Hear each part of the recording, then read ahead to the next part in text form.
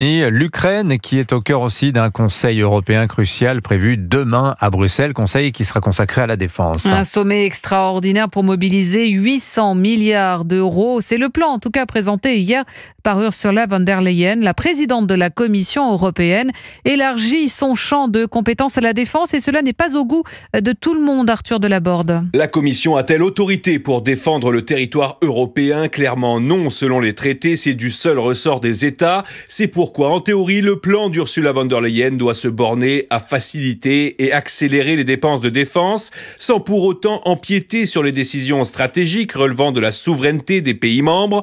Mais certains d'entre eux ont des doutes sur les intentions de l'ancienne ministre allemande de la Défense. La Pologne et la Finlande entendent notamment imposer des garde-fous pour limiter le pouvoir de contrôle sur les dépenses militaires qui pourraient lui être conférées. Il faut dire qu'Ursula von der Leyen a pris l'habitude de saisir la moindre opportunité pour élargir ses compétences.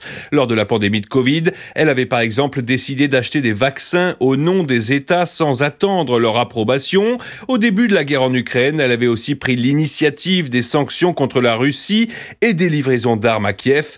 Mais cette fois, dans un domaine aussi sensible que la défense, les chefs d'État et de gouvernement vont veiller à ce que la présidente de la Commission reste à sa place, assure un diplomate. Arthur Delaborde pour Europe.